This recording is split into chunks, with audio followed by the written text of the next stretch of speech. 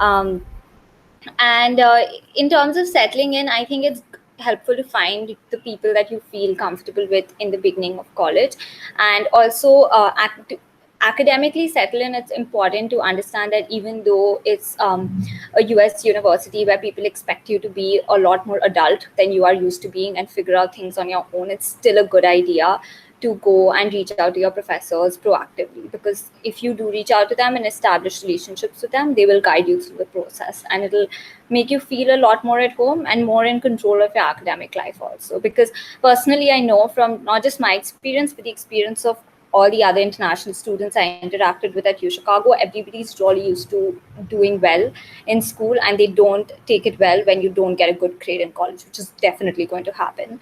So it's good to have to have relationships with your professors to contextualize things so that you don't feel like Wonderful. you're floating. I know you went to an all girls school. You mentioned 14 years there at Modern High School in Kolkata. Uh, and now you're in a fairly liberal setting in a university in the US. How was it adapting to a very different pace of life and the different lenses people looked at gender, or the way you sort of reacted initially, and how did you adapt quickly to what's out there? Honestly, I feel like a lot of people think that going to the US is some sort of culture shock, and the whole like, oh, like there's a lot more drinking, partying, all of that. I didn't really feel that culture shock so much, because I don't think that the way life in Indian cities is now is that different or anything. So and UChicago is also not a party school, so maybe I'm not the best person to ask that question to, because like campus life is a bit dead because it is cold a lot of the year. So campus life is not as buzzing as I know it is at like state schools, or even like schools which are just in warmer climates. Like I know Duke is a lot more lively than UChicago can be sometimes, but um, I don't think that was a culture adjustment for me at all. Like it was fine. Like it was different. I was used to this all girl setup, and then it wasn't like that, but that was fine with me personally. I think the bigger culture adjustment in the US is that it is a lot more individualistic than India. People in India tend to do everything together, and that's something I really like and I was really used to. And I didn't like sometimes your friends are busy and you have to eat lunch alone, and I was really thrown off by that. But that is how the US is sometimes. So I think that is the culture adjustment, and you kind of have to be okay with being a little more independent than you may be used to being in India. Okay, so reflecting on academics a lot more now since you've done history as a major, but I'm not sure if you went decided. How did your journey pan out? Chicago is obviously this hotbed, as in sort of make students hot-headed with all the academic work that they have to do. What was your journey like? So I was pretty keen on studying history when I went into UChicago, and that stayed constant because it was even though you in UChicago in particular, it's very hard to resist the urge to become an econ major, because everybody around you is an econ major, and everybody around you talks, basically about how being an econ major at UChicago is the greatest thing ever. But I think that you really need to focus on what you want out of college, and what you want to learn from your experience there, because being in the US is hard, and it's a lot of work. So you want to put that work into something that gets you the rewards that you want. For me, I took a lot of econ classes. It didn't work out so well for me, just in terms of the fact that it was a bit dry. I didn't think that the teaching was as involved as it was in history, where you have these really awesome professors who are 60 and 70 years old, but they are amazing. I would, as a random base level tip, I would say that in a department like history or English, go for the older professors over the younger professors. I found that my experience with them was much better. A lot of them had lived through the world wars or something, so they had many things to say that a perspective I would not have gotten elsewhere. Now, like what you could say, Professor Shivani later on is we lived through the pandemic. But Yeah. yeah, interesting times. More on that later, and about how you are adjusting to it. I know about the graduation being not called off, but now being done remotely. And we'll talk about that. But what is a history major? Like, how do you like explain to a student who loves history, reads history? watches documentaries all the time, also reads historic fiction. Yeah. What is it that you studied?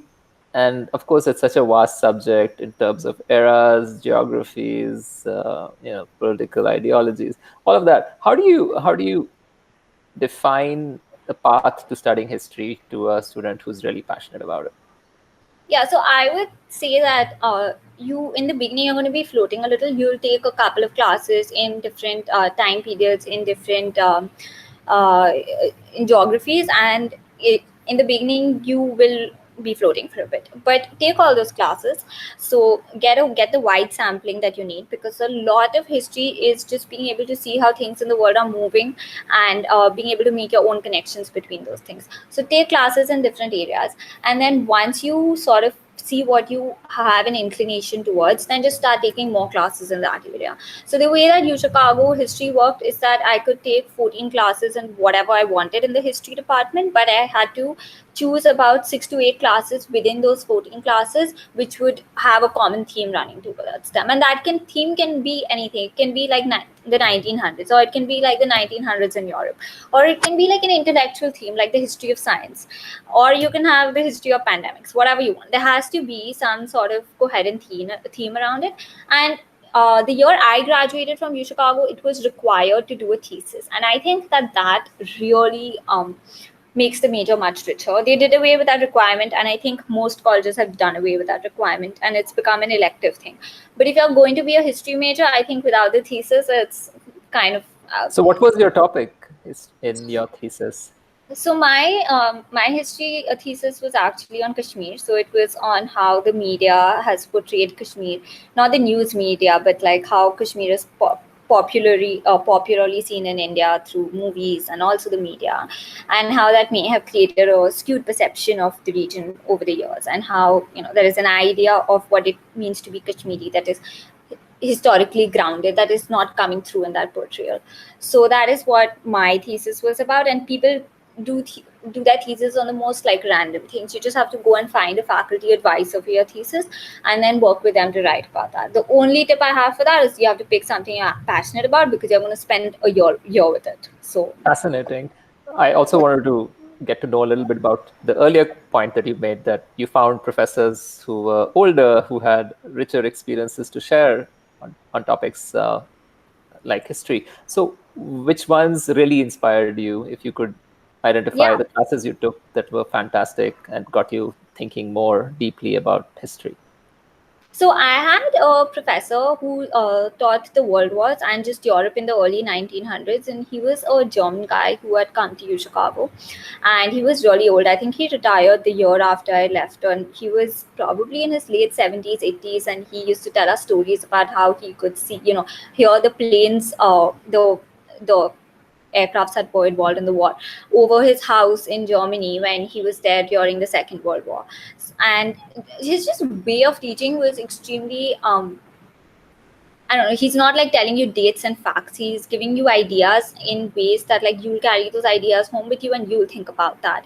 And history is so different from what we learn in school to what you should actually be doing with it. Is very, and UChicago is really good at that. They only make you read primary sources. So and then you build your own conclusions from that. And this professor was really good at that. He would like assign us letters that people had written in Germany at that time, or primary sources like that. So then you build your own ideas and arguments from that.